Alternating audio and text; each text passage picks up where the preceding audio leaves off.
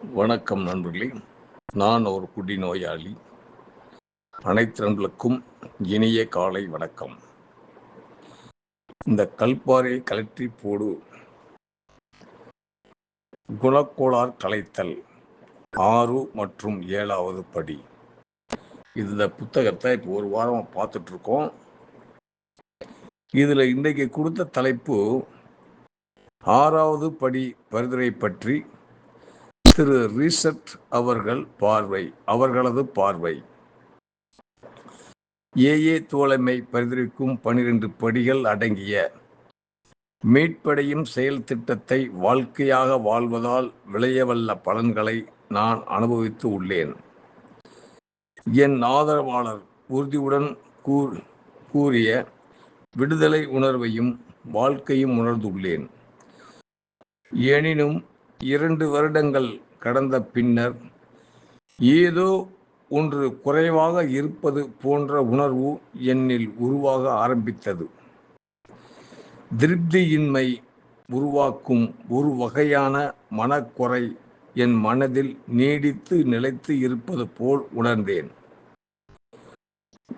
4வது மற்றும் 5வது படிநிலை பரிந்துரைகளின்படி செயல்பட்டமையால் என் மனித குணங்களில் இருந்து குறைபாடுகள் அகற்றப்பட்டு வெகுவாக குறைந்தனர்.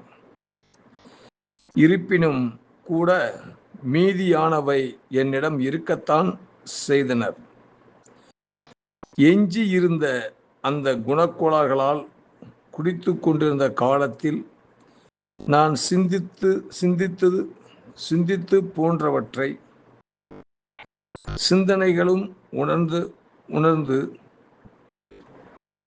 உணர்ந்தது போன்ற உணர்வுகள் என்னில் மீண்டும் உருவாக ஆரம்பித்தனர்.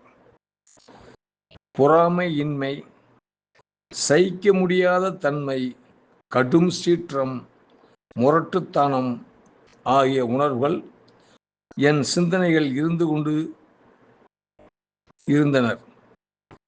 குறிப்பாக என்னையும் என் சக மனிதர்களையும் மன்னிக்கவே முடியாத எனது இயல்பு என்னில் இருந்து கொண்டுதான் இருந்தது. எனினும் எஞ்சி இருந்த குணக்கோளாறுகளை குறித்து பேச என் ஆதரவாளரை அணுகினேன். ஒரு நாள் மத்திய உணவு நேரத்தில் அவை குறித்து அவரிடம் பேசவும் செய்தேன். சிறிது நேரம் பேசிய பின்னர் என்னை பல கேள்விகள் கேட்டுவிட்டு அவர் இறுதியாக ஒரு கேள்வியை கேட்டார். நீ பரிந்துரைக்கப்பட்ட அனைத்து பரிந்துரைகளின் படி செயல்பட்டு முடித்து விட்டதாக கருதி கொள்கின்றாயா அல்லவா என்று கேள்வியை யதார்த்தமாக கேட்டார். உள்ளத்துக்குள் லேசான கோபத்தை உணர்ந்து வண்ணம் நான் பரிந்துரைகளின்படி செயல்பட்டு விட்டேன் என்று உறுதியுடன் கூறினேன். 4வது மற்றும் 5வது படிநிலை பரிந்துரைகளின்படி அவருடன் இணைந்து செயல்பட்டதை அவர் எப்படி மறக்க முடியும்?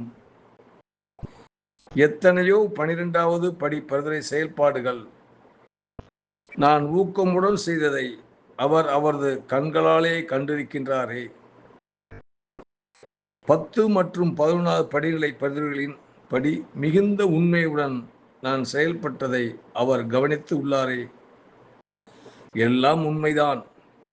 ஆனால் 6வது படியின் பரிந்துரைப்படி நீ எப்படி செயல்பட்டாய் என அவர் அமைதியாக கேட்டார்.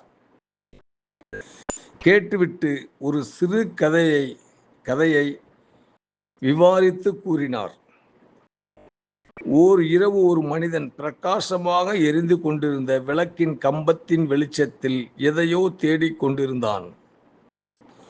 அவ்வழியாக கடந்து சென்ற காவலர் ஒருவர் அதனை கவனித்து, என்ன தேடுகின்றீர்கள் என கேட்டார். நான் எனது வண்டி சாவியை தொலைத்து விட்டேன், அதனை தேடுகின்றேன் என்று மனிதர் பதில் கூறினார். காவலரும் அம்மனிதனுடன் இணைந்து சிறிது நேரம் தேடிவிட்டு, இங்கேதான் உங்கள் வண்டி சாவியை தொலைத்தீர்களா? உறுதியாக உங்களுக்கு தெரியுமா என்று கேட்டார். இல்லை இல்லை, அதோ அங்கே தொலைத்தேன், ஆனால் அங்கே இருட்டாய் உள்ளது, அதனால் இங்கு தேடுகின்றேன் என்று அம்மனிதன் காவலரிடம் கூறினார். அங்கே தொலைத்துவிட்டு இங்கே ஏன் தேடுகின்றீர்கள் என்று காவலர் கேட்டார். மிகவும் பணிவுடன் உண்மையுடனும் அங்கு வெளிச்சமில்லையே, எனக்கு இருட்டை கண்டால் பயம் என்று அம்மனிதர் பதில் சொன்னாராம். கதையை சொல்லுவதை நிறுத்திவிட்டு 6வது படியில் நீ செயல்பட்டதை பற்றி இப்போது சொல் என்று எனது ஆதரவாளர் அமைதியுடன் கேட்டார். இப்படி ஒரு கேள்வியை என் ஆதரவாளர் என்னிடம் கேட்டுவிட்டாரே என்று நான் அதிர்ந்து போய் நின்றேன். என் குணக்கோளாறுகளை இறைவனுக்கு பேராற்றால் அகற்றப்பட நான் முழுமையான விருப்பத்துடன் தயார் நிலையில் இருக்கத்தானே செய்தேனா? இல்லை, நான்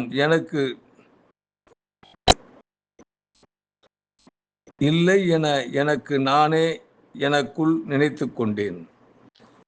ஆனால் நான் மாறுவதற்கு முழுமையான விருப்பத்துடனும் தயார் நிலையிலும் இருந்திருந்தால் ஏன் இன்னும் அந்த பழைய மனிதனைப் போல் வாழ்ந்து கொண்டிருக்க வேண்டும்? 6வது படிநிலை பரிந்துரைப்படி செயல்படுவதை நான் என் உதட்டளவில் மட்டுமே சொல்லிக் கொண்டிருக்கின்றேன் என்பதை உணர வந்தேன். பிற படிகளின் பரிந்துரைகளின் உடன் ஒப்பிட்டு பார்க்கையில் 6வது படி பரிந்துரை மிகவும் எளிமையான தோற்றம் தருகிறது. இப்படியில் வெளிப்படையாக செய்ய வேண்டிய செயல்கள் எதுவுமே பரிந்துரைக்கப்படவில்லை. எனவே நான் நம்பிக்கொண்டிருந்தேன் 9வது படி மற்றும் 12வது படிகள் மட்டுமே நான் கடுமையாக செயல்கள் செய்ய பரிந்துரைக்கப்பட்டு இருப்பதாக நான் நினைத்து கொண்டிருந்தேன். வித்தியாசமான வியக்கத்தக்க வகையில் செயல்பட 6வது படியில் எதுவுமே கூறப்பட்டதாக எனக்கு தோன்றவில்லை. 6வது படிநிலை பரிந்துரைப்படி செயல்பட்டு முடித்த பின்னர் அதற்கு சாட்சியாக எவரும் இருக்கப் போவதில்லை. அச்செயலை செய்தமைக்காக என்னை உற்சாகப்படுத்தும் கரம் கொடுக்க யாரும் முன் வர மாட்டார்கள். 6வது படி பரிந்துரையின்படி செயல்படுவதை நான் தனிமையின் ஏகாந்தத்தில் தான் செய்தாக வேண்டும். அந்த எளிமையான செயல்தான்.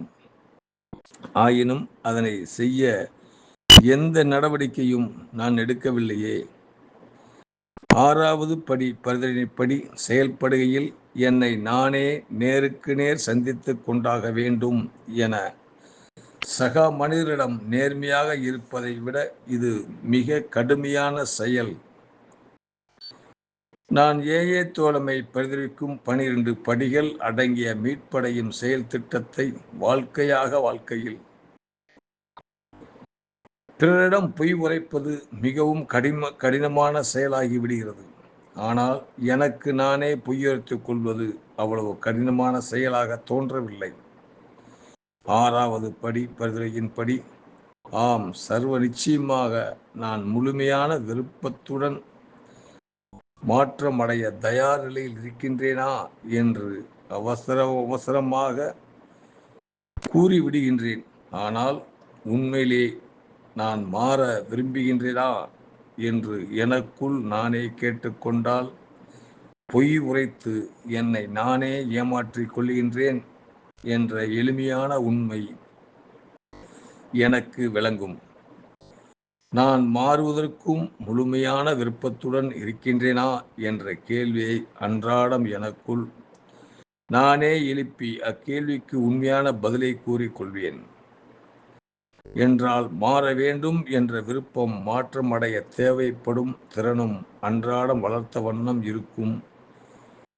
இனியும் இந்த 6வது படி பரிந்துரைக்கப்பட்டுள்ள செயல்முறை அலட்சியப்படுத்த மாட்டேன். கற்க வேண்டிய விருப்பம் என்னில் இல்லாது இருந்ததால் என்னால் எதையும் கற்றுக்கொள்ள முடியாது.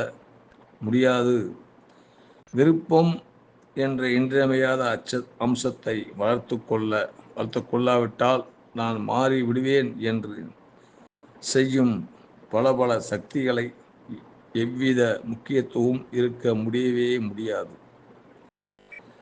என் ஆதரவாளர் மீண்டும் குறுக்கிட்டு மேலே சில குறிப்பிட்ட கேள்விகளை என்னிடம் கேட்டார். பள்ளி பருவத்தில் நீ கால்பந்து விளையாடினாய் அல்லவா என்று கேட்டார். நான் விளையாடினேன் என்பதை நன்கு அறிந்தே அக்கேள்வியை அவர் கேட்டார். விளையாட விரும்பிய அளவிற்கு விளையாட்டு பயிற்சி செய்ய நான் விரும்பியதில்லை என்று நான் அவரிடம் முன்பு கூறியிருந்ததை எனக்கு நினைவூட்டினார். பயிற்சி செய்கையில் உடம்பில் அடிபடுவதையும் சிராப்புகள் ஏற்படுவதையும் நான் விரும்புவதில்லை. ஆனால் விளையாடி வெற்றி பெற்று வெள்ளி கோப்பையை உயர்த்தி பிடிப்பதை மிகவும் விரும்பினேன். நன்றி நண்பர்களே. மிச்சத்தை நாளைக்கு பார்ப்போம். இது தொடர்ச்சி நிறையா இருக்குது. நாளைக்கு பார்ப்போம்.